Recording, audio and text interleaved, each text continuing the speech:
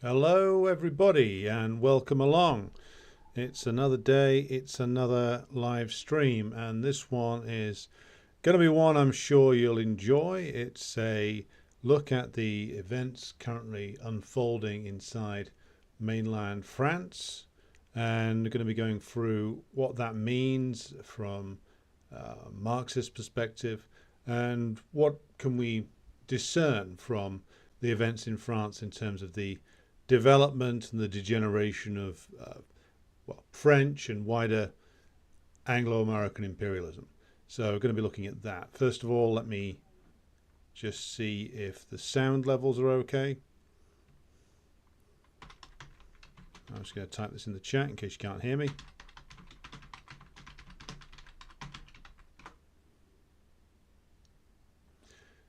So yes, the events in France. And hello to Slava, hello to Red Star Betty, hello to Chris Bernardel.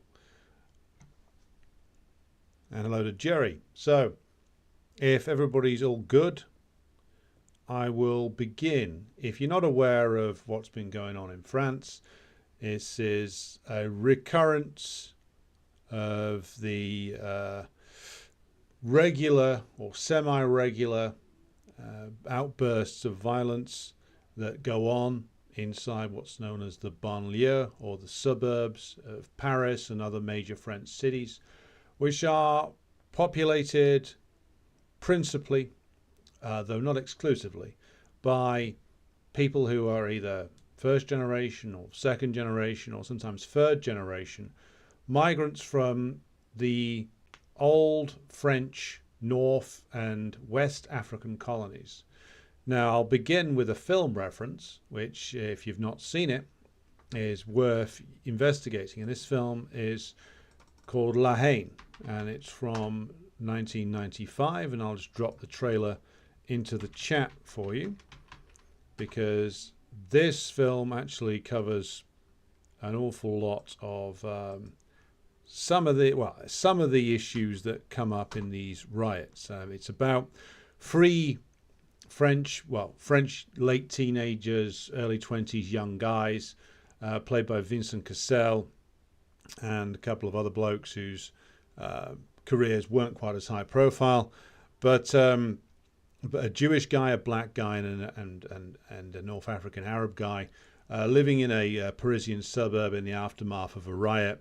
And it essentially follows 24 hours in their lives, engaging in petty criminality, getting roughed up by the cops, and it ultimately concludes violently. I won't ruin it for anybody, but if you want a sort of cultural introduction to the areas that we're going to be talking about tonight, I think that's a good film for you to watch. So I would recommend that. Now, in order to set the scene for this, I will go back to the end of the French Empire, and I will, as I talk through this subject, it will become clear why I'm choosing the start date of 1961. In 1961, during the negotiations between de Gaulle and the National Liberation Front in Algeria, there was a mass slaughter of between 200 to 300 Algerians in Paris who had gone out to demonstrate and in favor of the NLF. Now, there's been a lot of Algerians living in France ever since, of course, the French took over and occupied and colonized Nigeria and back in the 1830s. And these Algerians went out to demonstrate their support for the NLF. The Parisian police killed 200 to 300 of them and dumped their bodies in the River Seine.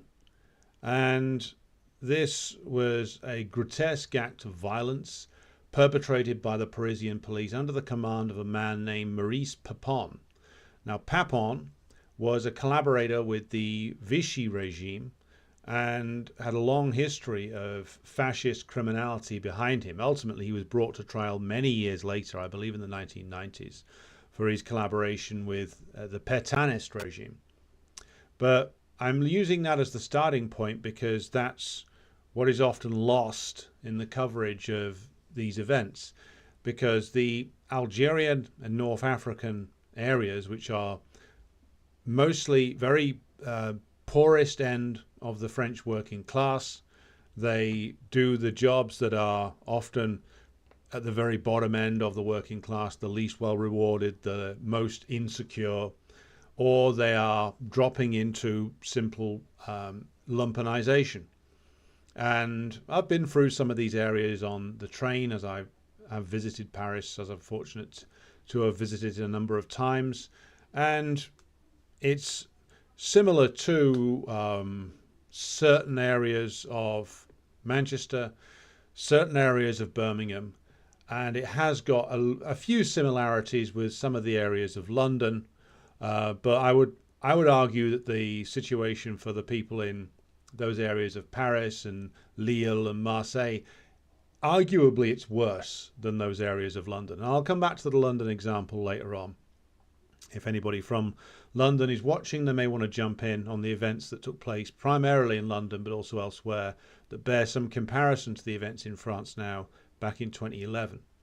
So I start with the example of the Paris massacre of 1961 to give an example of just how extremely violent and extremely racist the French policing system is and always has been.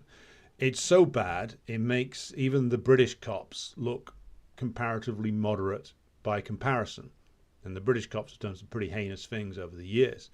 But if you've been to Paris, and I was last there quite a long time ago now, 2007, I was last there just after a big upsurge in violence in the banlieue had happened in the period between 2005 and 2007. Again, just like the violence this time, it was triggered by the police killing of a teenager. This time it was triggered by the similar thing. Hello Zuleika, hello Lavitz, and hello to my comrades in the Class Consciousness Project who are watching. If you've not checked out the Class Consciousness Project yet, be sure to do so on Telegram, YouTube, and check out the website as well. But as I said, I was last in Paris in 2007, and as I was walking around there, it felt, even as a stranger to it, like a very oppressive place.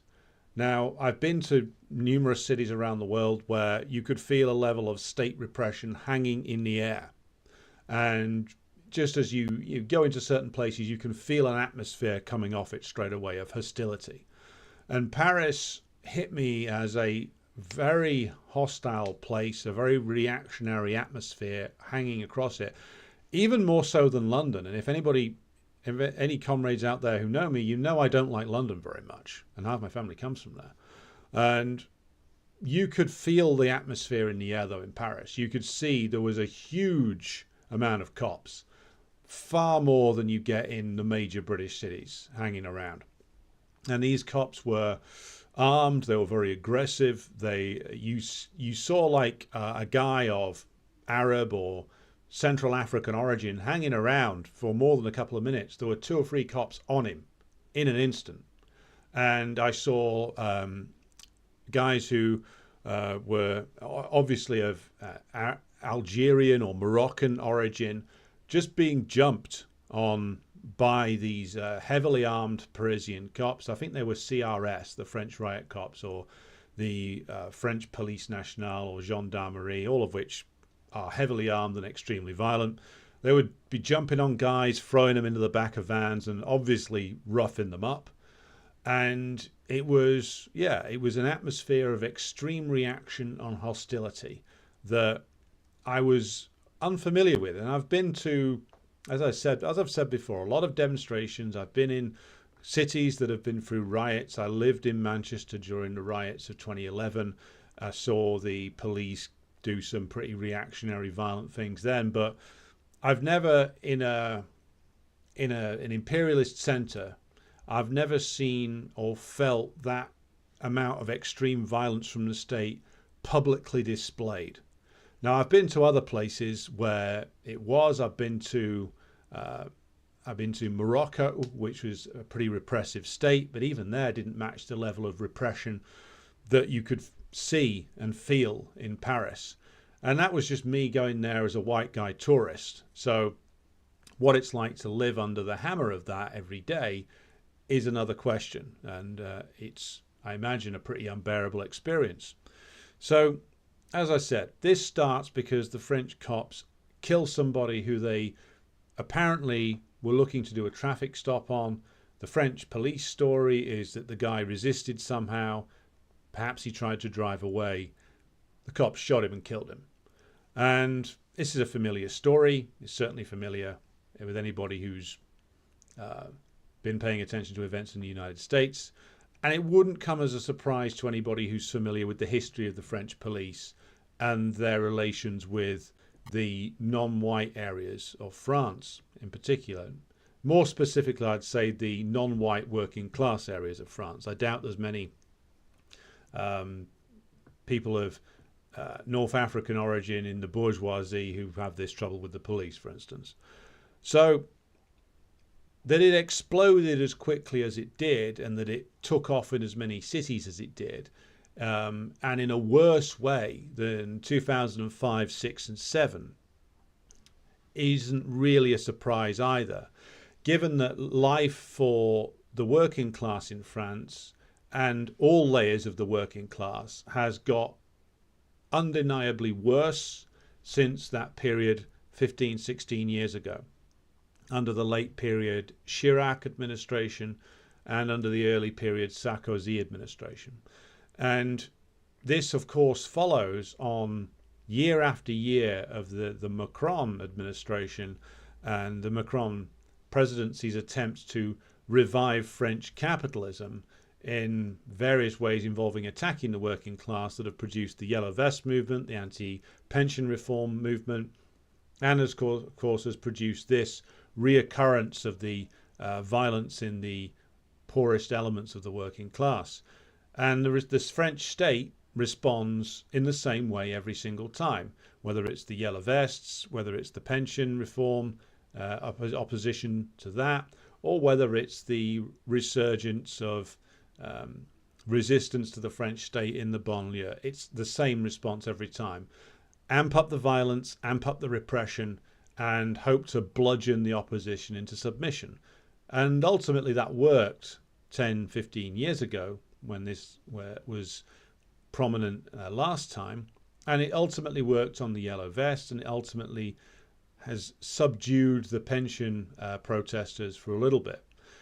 Because, of course, one of the things you have to bear in mind when it comes to examining the actions of the capitalist state, especially very powerful capitalist states like the French state still is that even when you get a big uprising, like in Paris and Lille and Marseille and Nantes and other places where you see these big upsurges in anti-police violence, what you see is, of course, the sheer levels and the numbers of people going out and being prepared to fight the police in the streets overpowers by sheer weight of numbers the forces of the state for a little while. We saw this 12 years ago in this country when you got a uprising started in the area of North London known as Tottenham over the police killing of this guy called Mark Duggan. There was a sudden explosion in anti-police violence that started in North London, and it spread to many different areas of the country, including Birmingham, including Manchester, where I was living.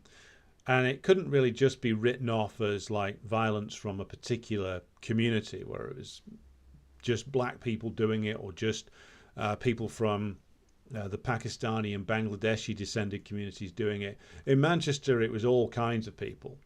And it was generally those who were at the lower end of the working class who were doing it, or those who were in the lumpen proletariat who were doing it. And I was living in the city at the time, and the police, Greater Manchester Police, got quickly overwhelmed and driven off the streets because of the numbers involved. Now, of course, the state has an inherent advantage here because numbers without organisation and discipline and a programme to unite around don't mean a great deal in the medium to long term, or even in the short term. You can drive the police off the street for a night or 2 nights or even a week, but the state pays these people and trains them and arms them and disciplines them for a reason, which is that they're going to keep coming back and coming back and coming back. And eventually, without that organisation behind them, even the most ferocious upsurge in anti-state violence either peters out or collapses into nihilism quite quickly without clear political organisation. Now, this happened in Britain in 2011. The riots there started off as anti-police and just collapsed into looting and vandalism quite quickly. Then once the cops had reorganised themselves, then they were quite easily able to clear the streets up within a few days. So that's an example of where you get this burst of energy and rage and it's dissipated quite quickly. Or if we're looking at the American example from 2020, you don't have enough of a clear proletarian ideology and you don't have a revolutionary party in place. What you have is a series of fake revolutionaries who are just basically using the Black Lives Matter disturbances to, in reality, funnel votes to the Democratic Party. And you get all kinds of weird and not very wonderful pieces of like petty bourgeois adventurism breaking out, like the Capitol Hill autonomous zone and stuff like that, where it just all implodes in on itself and you get like the worst examples of individual adventurism breaking out, and it actually repels working class people from wanting to join it.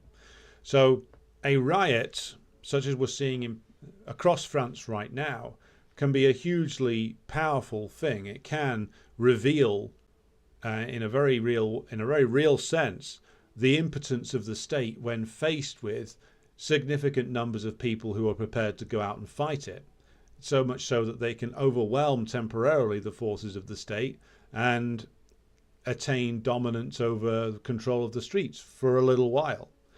But I would suspect that what will happen with this is the same thing that happened with the events of 15 years ago, which is eventually it will peter out because there's no clear organization behind it. There's no real demands. There's no real program. There's no real discipline. And so eventually Macron will reimpose control and they will unleash a tidal wave of repression and they will arrest anybody and everybody and throw hundreds of people in prison, and it will be crushed for a while because disorganized masses, this is all about, goes back to what Lenin said about spontaneity. The disorganized mass of the working class, never mind the lumpens, can't sustain this kind of struggle. Again, the state pays people, arms people, and trains people to do this kind of work.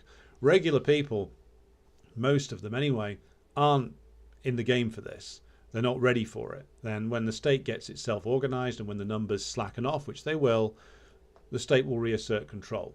And I don't say this to be a downer on anybody. This is just a matter of how things operate. It's how riots always go when there's no political organization there.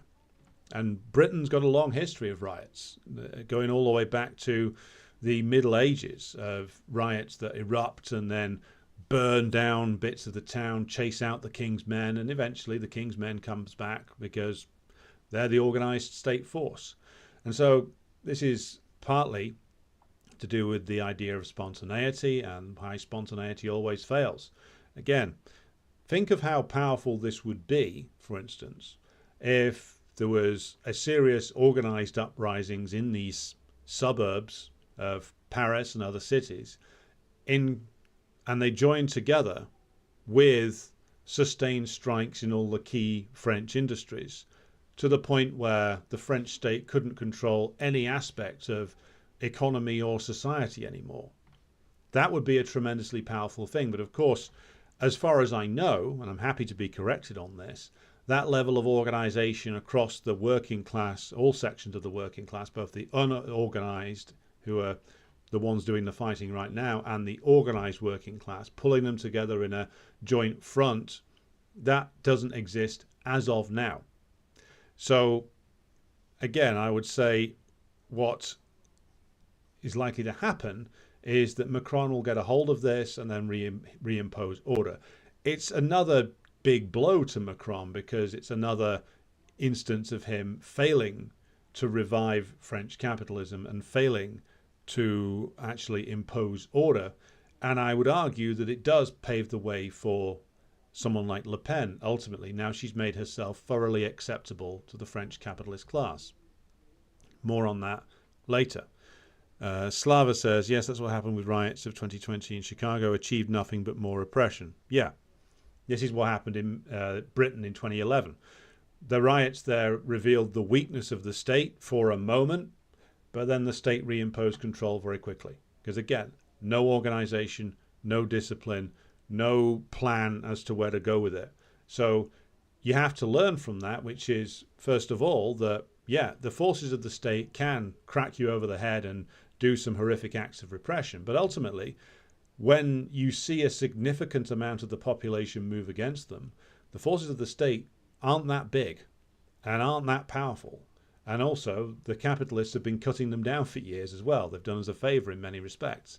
So it's important to learn that lesson, but it's also important to learn not only how these things can be defeated without a sufficient level of organization, but how also they can be then exploited by reactionaries. And I'll now come to the reactionary narratives about what's going on in France and why the reactionary narratives are bullshit. First narrative that's being put about by extremely online reactionaries is this: the marvelously harmonious French society has been disrupted by years of North African immigration. This is being put about by a lot of French reactionaries and extremely online American reactionaries. And the thing that they always say, and they said this about Britain as well, is, oh my God, our homogenous society's gone and this is why we're all falling apart. Ignoring the fact that French and British society has had a history of major riots almost every decade, going back hundreds and hundreds of years. So it's nothing to do with like the lack of a homogenous society anymore. It's everything to do with the fact that you have significant areas of France and every major imperialist country now, which are sinking into a ever greater mire of in-work poverty and out-of-work poverty, where all kinds of criminality thrive, where all kinds of like massive amounts of alienation are in place, where the people there see no hope of a better future. And so you get like bitter, angry, hyper-alienated young men, some of whom turn to crime, most of whom just sink into a life of depression and drug taking and some petty criminality. Same in every major imperialist country. And the question is, well, can it ever be any different? And this relates to what Jerry's just asked in the chat. Can the uprisings be organised after riots have started, or is some organisation required at the outset? Well, let's revisit some of the previous instances of outbreaks of anti-state violence. You see, in the famous example that everybody always goes back to, Paris and France 1968, where you got it wasn't the suburbs back then, but it was the students that started the movement by engaging in street fighting with the police. But what you got joining in with that was a tremendously well organized and disciplined French proletariat, moved into action, occupied their factories, and started to actively contest the control of the management and the government over the relations of production. And so what started off as a student riot rapidly became a mass working class uprising. And what gave it its teeth was that mass working class participation in an organized fashion. And back then, of course, the organization came principally through not only the trade unions, but the positive influence of the French Communist Party. Flip side of that, of course, was when the French Communist Party leaders sold out that movement, they fell apart very quickly. The whole movement disappeared, because without the organized working class, it was just a movement of students having a brawl with the police. And that the state can resolve that pretty quickly. It can't resolve the mass intervention in a disciplined way of the working class. Now, to answer Jerry's question, and also Chris's question, are there any principal working class organizations in France? There are, but they're very small. The Communist Party of France has withered away from where it was 50 years ago. There are smaller communist parties in France now, but they don't have mass influence. And that's why I said the likely outcome of this isn't that it will grow into a mass movement against the state, the likelihood is that it'll ultimately peter out and the French state will be able to repress it. Peter asks, there are large numbers of invisible people living in barely tolerable misery right in the bosom of the developed economies. What an indictment of the prosperous West. Well, good point from Peter, and I think just to draw on that, these numbers are growing, and it's because I mentioned this, I was on Russia Today just the other day actually, and they wanted to ask me about food bank usage in Britain, and I had to make the point that, well, most of the people who are using food banks right now in Britain are actually from people who are in work. And this is the case in many different countries now. I think, now American viewers may want to correct me on this, but I think it's also true in the United States that the number of people who are relying ever more on charity who are actually in work is growing rapidly as well. And it was the case across Europe that in-work poverty is becoming ever greater. Work is not paying. Now, this presents a rather large problem for the capitalist class in terms of stability, because, well, why the hell would anybody work if they can't make ends meet with the money? Which is also why, of course, they have to play this cynical game when it comes to immigration. And the number of people coming from North Africa to France, because, of course, many of them speak French, and so it's easy to get work there. Though those numbers will keep flowing because the unrewarding jobs that the French proletariat is increasingly not willing to do, or the amount of jobs that just simply don't pay enough, well, who do you give those to? Who do you get to do them? You get them to the most precarious layers, those who've just come into the country, those whose status isn't secure, those who can be more easily manipulated and bullied by a visit from the immigration authorities. That's who you get to do it. That's the case in the United States as well. Why will the US capitalist class never in a million years stop flows of immigration into the country? It's because these people are the most malleable, especially those who've come across the southern border, both legally and illegally. It's those who are most hyper-exploitable, those who can be, again, intimidated by ICE and other government agencies, those who will never unionize. That's who the bourgeoisie needs to bring in to do all these jobs that barely pay anything. And it's an increasing level of misery. And it's because, of course, capitalism in all these major imperialist countries is degenerating. The rewards for working a full 35 to 40-hour week these days are declining relentlessly, and the bourgeoisie has no solution. Now, why does the bourgeoisie have no solution, and how does this relate to Macron's government? I will come to that, but before, I want to drop in a quote from Comrade Stalin himself, because this actually is very relevant. And this is from his book, Foundations of Leninism. So, quote reads as follows: either place yourself at the mercy of capital, eke out a wretched existence and sink lower and lower, or adopt a new weapon. This is the alternative imperialism puts before the masses of the proletariat. Imperialism brings the working class to revolution. So, drawing upon that quote, that very apt quote from Stalin, this is the choice that is put before us now, because we've seen what's been going on in France, which is that Macron, adopting his role as this sort of wannabe Bonapartist ruler, but who's not strong enough to do it, has been trying various different methods, the same way that Hollande did, just the same way that Sarkozy did, to try and revive a now stagnant French capitalism. The problem that French capitalism has, of course, is that its only real profitable areas are like certain minority manufacturing parts of the economy. It's like French car making is still profitable to a degree. But the principal profits drawn by the French ruling class are, of course, drawn from the areas of particularly North and West Africa that are still subject to hyper-exploitation by the French ruling class via their domination of the economies of those countries. So, for instance, the fact that so much Malian gold ends up in France, the fact that they dominate the economies of places like the Ivory Coast and Senegal still, that's where they get an awful lot of the profitability of French capitalism ultimately comes from.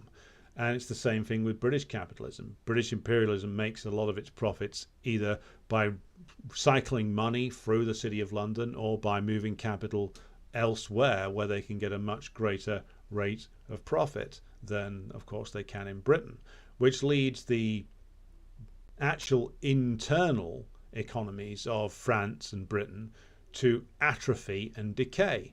And it's the same in the United States. The United States, being the leading imperialist power, is subject to more atrophy and decay than even the European countries are, because it's the biggest imperialist power, it's the most powerful, and of course it's the one moving the most capital around the world, and of course it's the one that's still deindustrializing to this day, even as in the political class they start to talk about reindustrialization. None of the bourgeoisies of Western Europe or the United States are actually interested seriously in reindustrialization. They're interested in continuing to borrow Lenin's phrase, to clip their coupons, to benefit from the movements of capital around the world.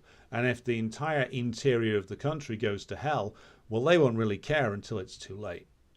And so what we're faced with is that this immiseration of the working class domestically will only continue as the ruling class continues to try and lash out outside of the borders of France and Britain and elsewhere to try and secure its profitability. And again, without serious organization, what we'll get is more movements like Yellow Vests and other things that are depoliticized almost, even though there was some politics that developed through the Yellow Vests, or outbursts of violence from those who are outside of political organizing altogether, outbursts of violent nihilism that can overpower the state for a couple of days and the state comes back and engages in more repression. Another point from Peter to pick up on. The exploitation of immigrant workers often incites working class resentment. How can this be overcome when these different workers barely interact enough to form bonds of friendship and solidarity? Well, this is a difficult point, but one that needs to be taken seriously. Now, it used to be that there was a period in the more industrialized period of capitalism where you did get a level of interaction between these different segments of the working class. But I think that even then, the ruling class was able to play on, particularly in imperialist countries, the chauvinism that is inculcated in really all of us who are born and raised in imperialist countries towards people from other backgrounds, other cultures, play on those divisions in the working class. The truth is that the only way you are going to get this level of solidarity that is necessary to be able to put in a coherent challenge to the ruling class is through organization on the political level. Organization on the industrial level is important as well, where the workplaces exist that do still employ significant numbers of people. But given the fact that many of the workplaces now are smaller and ununionized, first of all, we need to support unionization for all the flaws that trade unions in the imperialist countries do have. It's the first step towards bringing the class together on a most basic level. So we do need to support that. And then, of course, but alongside that, we have to engage in the process of rebuilding communist parties. And that is what our efforts should be focused on. We've seen just how impotent social democracy is in the imperialist countries. There's no reforms to be had. The ruling class are too far gone and degenerate now to offer reform. They'll only offer it with a gun to their head. And so what we might as well get on with the business of is actually building communist parties everywhere we possibly can and rooting them in the working class. This is no easy task. Believe me, I know. And it's not an easy answer that I'm providing here, but then again, I'm not in the business of providing easy answers. If I thought that I could sell easy answers, I'd be going around telling everybody that Jeremy Corbyn's going to come back soon. JC Part 2, The Resurrection. But no, we've seen just how impotent social democracy is. It can't deal with the degeneracy and the violence that this period of capitalism can unleash when it is even challenged in the most mild of ways. So we need to be trying to build trade unions wherever we can, even though they are at best a temporary measure, a very flawed measure.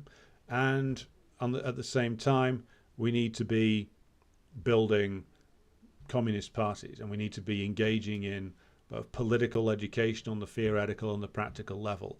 It's only that is going to overcome these divisions, because without political education, without communist parties that can provide that kind of knowledge and that can lead to a development of class consciousness and solidarity, then the working class is just going to be continually subject to bourgeois ideology. Even if they've turned off, the mainstream media and the state media, bourgeois ideology permeates everywhere. They don't need to read the paper every day or turn on BBC or CNN to get bourgeois ideology. And a lot of workers will just end up getting swept along with either something reactionary that comes along, or they'll drop out into disillusionment. What are your thoughts on the defund the police movement, asks HM. Completely useless. Completely useless. It's one of the most stupid things that's come along in recent years. I understand why some people got into it, but if you think about what this movement demands, it demands that the capitalist state defund its own repressive apparatus. Why on earth are they going to do that? Look at what has happened in France in recent years. The only significant growth in the in state spending has been on the repressive apparatus, the military and the police. And Macron's going to spend even more on repression now, as will the ruling class in Britain, by the way. And to think that you could approach the bourgeois state in the United States, the most powerful and reactionary imperialist power in the world, and suggest that it defund its own repressive apparatus, well, first of all, they're never going to do that. They might play a game for a while, like they did, I believe, in Minneapolis, where the Democrats experimented with changing some of the funding structures, and then the cops basically just withdrew their patrols from certain working class areas, which then got afflicted by more crime. And then, of course, you end up with working class people demanding more policing in their areas because it's the only thing that can hold criminality in check. And it's a classic sort of case of the ultra left becoming really opportunist and right wing.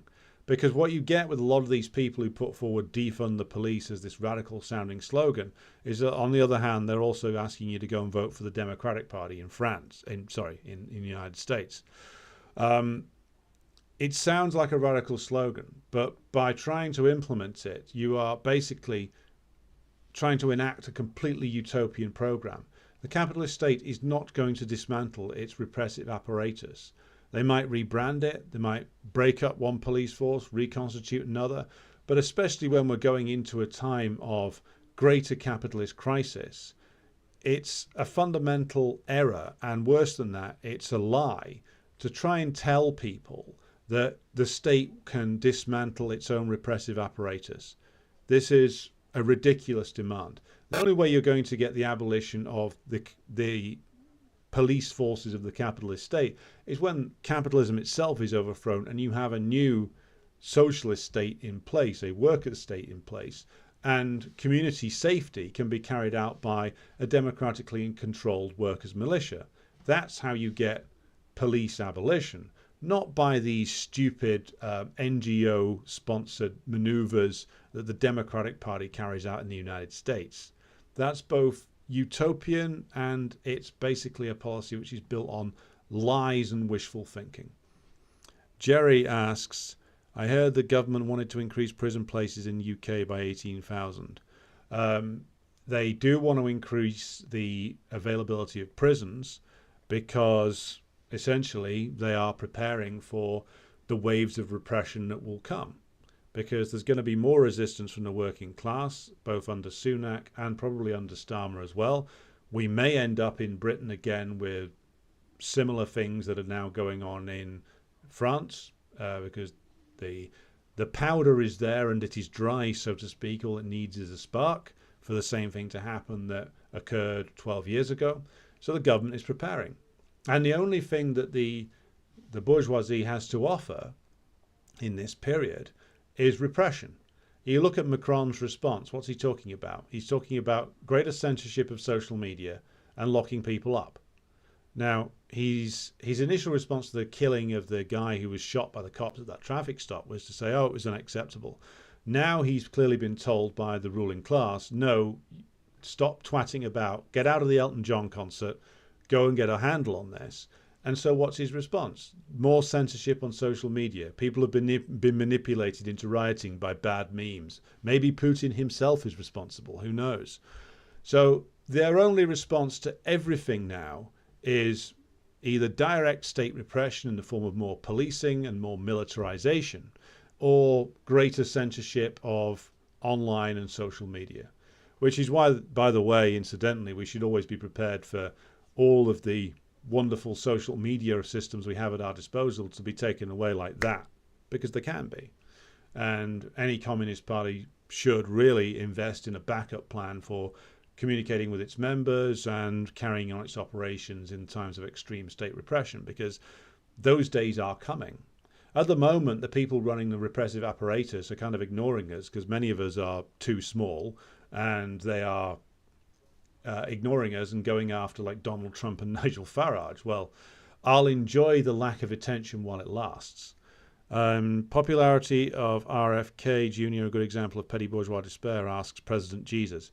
From what I can see, yes. I mean, the petty bourgeoisie in the United States, and I know we've got some Americans on the chat, so maybe they'll correct me if I'm wrong about this. Petty bourgeois, of course, vote in far larger numbers than the American proletariat does. They're more politically engaged. The system relies on that to a certain degree. RFK coming along with all the sheen that the Kennedy name still carries within the American petty bourgeoisie does have a certain kick, and it does have a certain impact. And him promising to bring back the old version of the Democratic Party against, Joe Biden's decaying mess of a Democratic Party, it does have a certain appeal for people who remember his father and remember the JFK myth, and it is mostly a myth, almost entirely a myth, in fact. But yeah, it's the despair of wanting to try and recapture something that is long gone. But of course, the forces that created that New Deal era Democratic Party, which was killed really by Jimmy Carter, if it wasn't killed by Lyndon Johnson and the Vietnam War, that despair motivates the support for Kennedy. Kennedy would achieve nothing in office if he got anywhere near it. He'd be, they would probably react to him even worse than they would Trump, because Kennedy's considerably more intelligent than Trump is and actually knows a thing or two. So yeah, his campaign will be destroyed. At the moment, he's picking up a few percentage points in the polls, but when they bring in, which is what I think they're going to do, Gavin Newsom as the replacement for Joe Biden, which is clearly what some of the big money guys behind the Democratic Party want to do, you'll see them go full bore to destroy RFK. And by the looks of Biden, they may well have to call Gavin Newsom off the bench. And if they can knock Trump out and get Ron DeSantis in there, well, then the ruling class will be even happier. Gavin Newsom versus Ron DeSantis is what clearly some of them want, because they were sort of prepping for this. Because both of those are very acceptable choices for the American bourgeois. Neither of those men has an agenda to change anything, though they can, of course, put on a good show of the woke and the anti-woke governor going at it. Well, in reality, Gavin Newsom and Ron DeSantis probably agree on 90% of issues when it comes down to it. And Peter says, I fear the bourgeois state is going to get very nasty, punitive and censorious, already is. The repressive apparatus is in tolerance of dissent out, alas.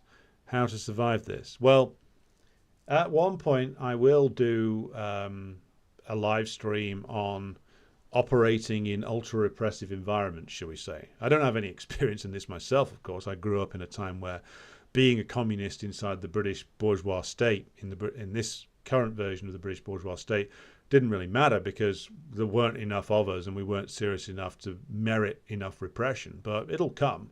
If they think we're getting serious, it'll come. Slava says, the higher the income, the more people vote. Yeah, true. Also, the higher the income, the more keen they are on imperialist wars. This was shown fairly early on in the American intervention in the imperialist war in Ukraine, when I believe it was a Rasmussen poll was taken, and it was found that the more high income group somebody was in, the more likely there was to support a war on Russia. And that really is class interest speaking very clearly there.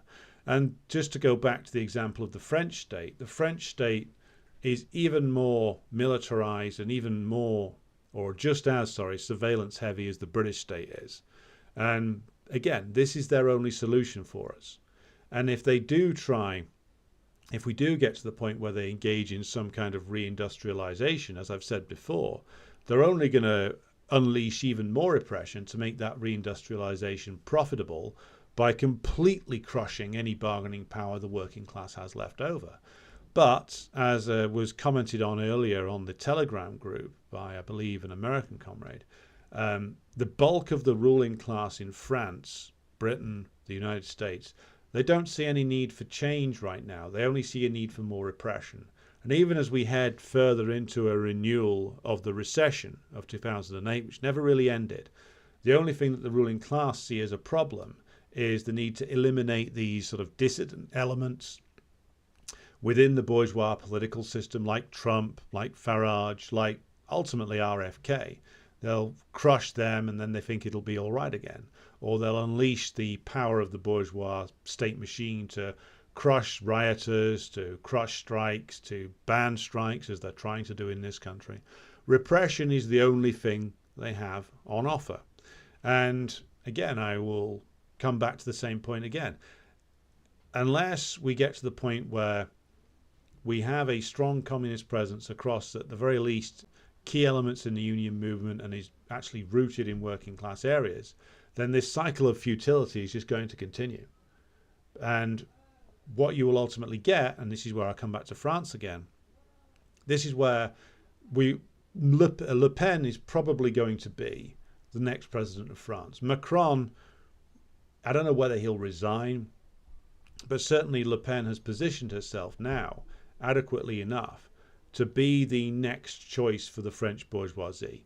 If you look at how she's progressed or regressed, depending upon your point of view, politically, over the last few years, she's gone from this position where she was in favor of France leaving the EU and anti-NATO and heavier state intervention in the economy to a position where she was agreeing with Macron on almost everything. That's partly because Macron has moved towards Le Pen, but it's mostly because Le Pen has moved towards Macron, because both politicians identified or were able to identify what the demands of the French ruling class are and how to guarantee them. Now, the demands of the French ruling class now will be to restore order. And if Macron cannot manage that, then they'll turn to the woman they were all denouncing in their press as a fascist. They'll declare that she's now changed, that she's a stateswoman now, that she wants to reunite France, because of course she's dropped all her problematic policies or potentially problematic policies. And you'll get another version of Meloni. Somebody will come in and unleash a lot of repression on the recalcitrant elements of the French working class and any riotous elements left within the French lumpen proletariat, whilst at the same time reaffirming all the same things that Macron is into. So, for instance, more attacks on the pensions and pay of the working class, and probably more aggressive imperialist actions overseas.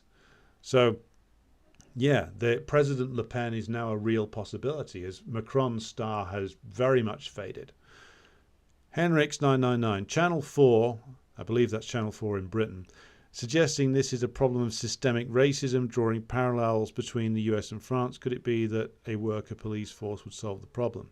Well, look, I mean, there is undeniably a racialist component in the way that the French cops behave towards the North African French areas, the North African French working class areas.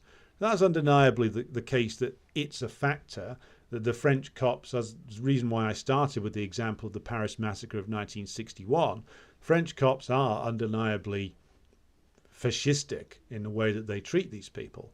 And that is a factor. Now, to say, as the bourgeois liberals will do, and Channel 4 News is a bourgeois liberal channel, it's a bourgeois liberal news channel, to say it's just racism, because that's the big thing that the sort of liberal end of the bourgeois wants to put forward. Oh, we need more programs tackling systemic racism. We need more training for the police.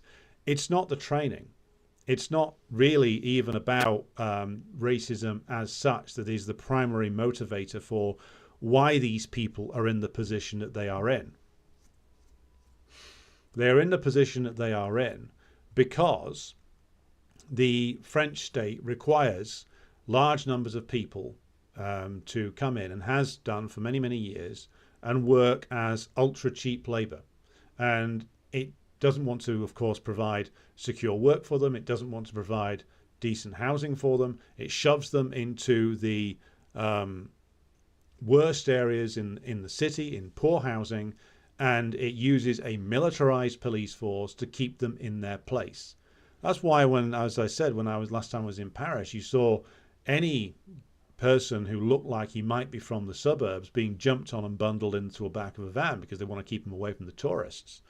So now, whether a worker police force would solve the problem. Now, what would solve the problem, of course, is, well, several things. First of all, the only way you solve this problem of this large element of the working class being condemned to poverty wages and poor housing and lumpenization is with a planned economy. You're not going to get that under degenerate French capitalism or British capitalism or American capitalism. And with a planned economy, you can actually put all elements of the working class to work, and you can use the huge productivity that would be unleashed by the means of production being used in a planned way and being freed of the waste and crisis-prone nature of capitalism to actually enact serious poverty alleviation programs. And with a communist party rooted in these communities, you could then do serious things to uproot any criminal elements that remained by, first of all, securing meaningful and decently rewarded work for people, by securing them decent housing, and then, of course, using the mass mobilization of these communities and having the communities themselves take responsibility for community safety via the democratic control of a workers' militia. Then the remaining criminal elements could easily be isolated, arrested, imprisoned if need be, or re-educated and put to decent work. And a lot of these problems would go away. A lot of the problems that the bourgeois and the right-wingers complain about, which are real problems, such as drug gangs and all kinds of criminality that go on in these very poor areas, well, this is all a product of capitalism. It's all a product of the current decaying system, extreme alienation, and capitalism itself and the bourgeois state are completely incapable of solving these problems. Only working class power and a workers' state and a planned economy can be used to actually solve these problems. This period of capitalism that we're in is even less capable of solving them than the capitalism of just 20 years ago. It has no interest in solving them. All it has the interest in is smacking these people over the head and repressing them to the point where they stop making trouble. Same with community policing, says Lavitz. And community policing is another buzzword that liberals like to use. Oh, we'll have community policing. Yeah, but they're still the cops of the bourgeois order. It's a genuinely sort of system-wide issue. The reason why these areas are as they are is because of degenerate capitalism. The reason why criminality arises is because of the extreme poverty and hopelessness and alienation that exists. And there's no way out of that. The only way out of that is a strengthening of the class and the class being able to actually see a real future and being organized in such a way as to push out criminality and the hopelessness that spawns criminality. Having the class having an awareness and a knowledge that they are now the ruling class and that they are the ones who are going to benefit from these tremendous means of production that do exist.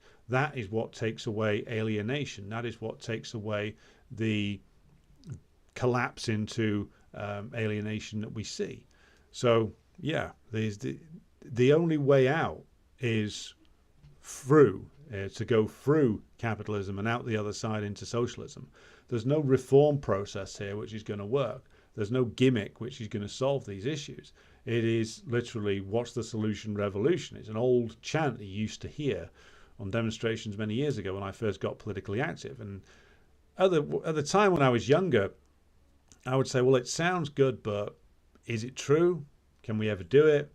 Is it realistic? And weirdly enough, now I'm older, I've looked at like the reform process that is on offer and the attempts at reform and the state of capitalism, and I've come to the conclusion, well, no, reform is more impossible. Changing this system, when French capitalism and British capitalism is in this extreme level of degeneracy, that's the utopian idea. It's more utopian to believe that you can reform this away than to actually work for a revolution. No easy task by any means. But if you're going to try and reform it, well, look what happened to the mild reformists. So we might as well aim high. We might as well organize and aim for a revolution. And then even if you fall short, you might actually force reform. But I don't even think that reform is on the cards anymore. Not really.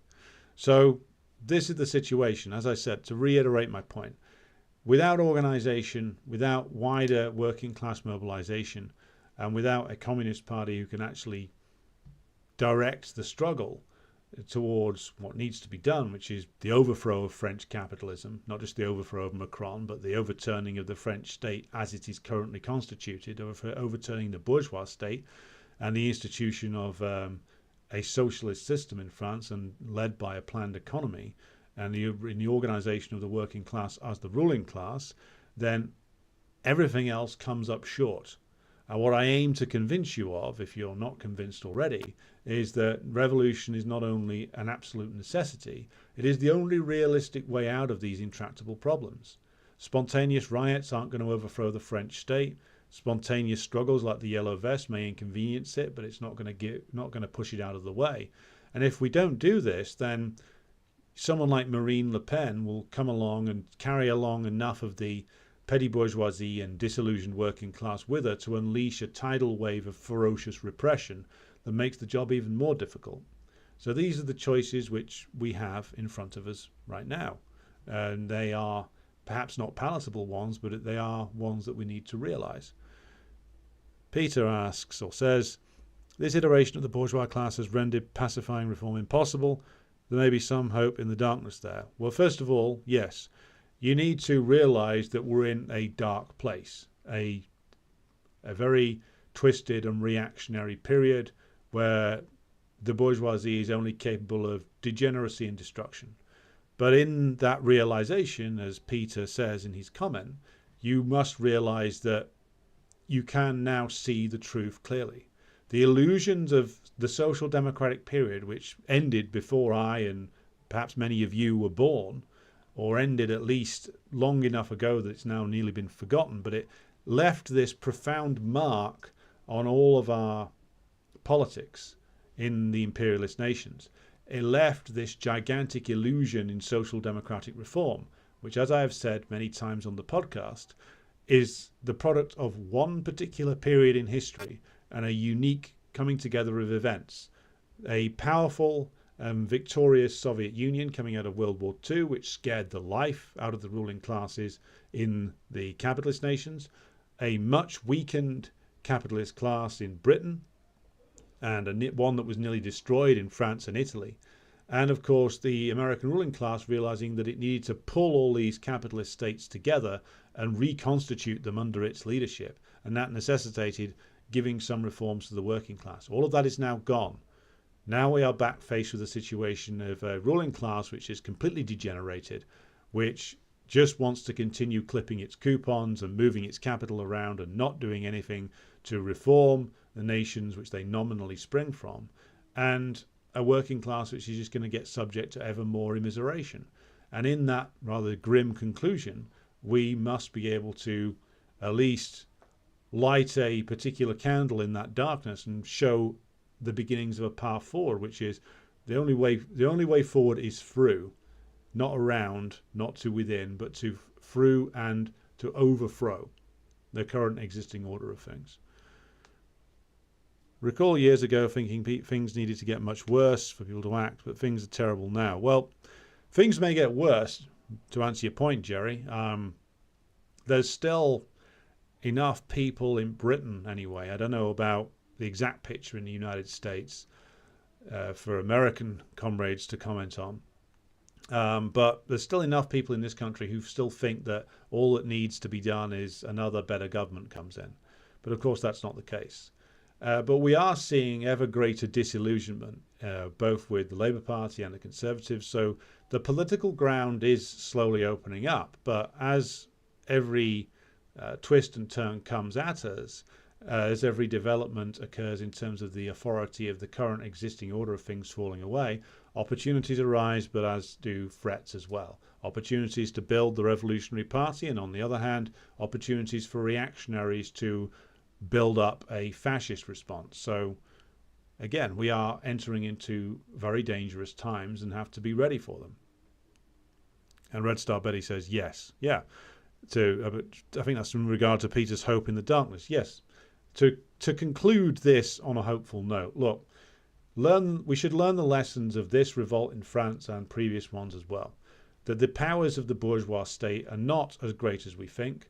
That even the spontaneous rising of enough numbers of these most oppressed elements of the French proletariat can chase the forces of the state off the street, even when they're completely unorganized.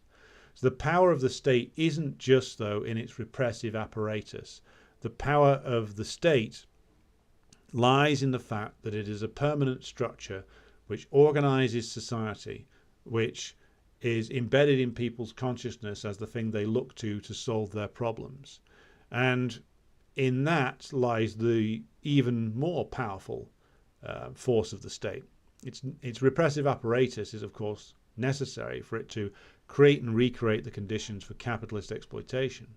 But its, I would argue, even bigger power is its ideological power, because people still look to it for reform, for change. And what we need to do is to learn, first of all, that its repressive apparatus can be washed away quite quickly, even by a spontaneous rising.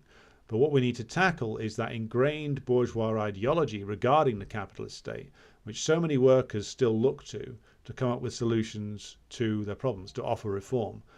What we need to demonstrate is that reform is not possible, that what Trump or RFK or Sanders or someone like Cornel West says about, well, we're going to offer this reform, that reform, or the other reform. Trump says we're going to reindustrialize. Someone like Mélenchon in France says, oh, well, we can renationalize with a sixth republic, comrades, you know. What we need to demonstrate to people is that you may be drawn to a Trump or a Mélenchon or a Corbyn back in the day. And some of what they say may sound appealing to people. But we need to demonstrate why, at this stage of the game, that these reforms, no matter who presents them, whether they say they come from the left or the right, are all going to suffer the same fate, which is that capitalism now cannot be reformed. It cannot be changed. It is too degenerate. It is too far gone. The only way that we can change, that we can revive all these nations in which we live, is if the proletariat becomes the ruling class, if the current ruling class are chased out of power, if the workers build a state that can take control in the early stages of all credit and banking and financial institutions of the commanding heights of the economy, and can start, through the imposition of a planned economy and the construction of a planned economy, start rebuilding these nations, which, if we leave the bourgeoisie to their own devices, you're only going to see more degeneration and collapse. And what has happened to the unfortunate nation of Ukraine, who have been ruled over by this degenerate ruling class for 30 years, things that have happened to that unfortunate nation could end up happening even in the imperialist centers of power. As the ruling class degenerates more and more and more, they'll employ more and more fascist squads in the streets to enable them to carry on their looting. because they know very well that a unified working class is very dangerous for them. So they'll try every trick in the book to keep the working class divided, including the employment of fascists and other forms of extreme reactionaries to go out to the streets and just by their mere presence intimidate people, beat people up, bust up unions. But even if they're not doing that, the fact that the ruling class employs these extreme reactionaries will, of course, change political dynamics and cause the working class to go on the defensive. These are all big risks that are facing us right now. So we should be looking at places like Ukraine as an awful warning for not something which is awful and happening to these people far away from us, but as something which could end up happening in similar ways in this country and in other imperialist countries when the ruling class degenerates to the point where they are employing fascists to carry out their whims in the street, because we're not all that far away from that. Just a few short years, I would imagine, given the state of the degenerating capitalism in Britain and France and America right now. Slava says there are a ton of older Americans who think we can still go back to the good old days. There's a ton of older Brits who think that as well. The long legacy of the Labour government of 1945 to 51 still hangs around, even for people who've never voted Labour. That idea of a government that comes in and does all these changes still lodges in people's minds, even people who weren't even born at the time, even people who were a little bit younger than that. But again, we must be relentless in, to use Lenin's phrase, patiently explaining why these events are happening, why, if we leave things as they are, it is only going to get worse, and why the revolution, the bringing about of a socialist order, is the only way forward. And you might not get listened to today or tomorrow or next year or the year after that, but we can't let that put us off, because this is the only way forward. And again, Lenin didn't say patiently explain for nothing. They spent 20 years faced with horrific state repression from the Tsardom to bring themselves to the point where they could lead the working class in the acquisition of power. We may be faced with a similar process. It may be quicker, it may be longer, but patiently explain and build our organizations. That is what we are required to do now. So I will leave it there for tonight. I hope you have got some insight into the events in France and other areas as well. I will be back tomorrow with a special one covering the first section of Stalin's 1907 book, Anarchism or Socialism. I hope you can join me for that. I'll confirm the time tomorrow morning. But until then, thank you for watching. I'll be back with you again, same time tomorrow probably.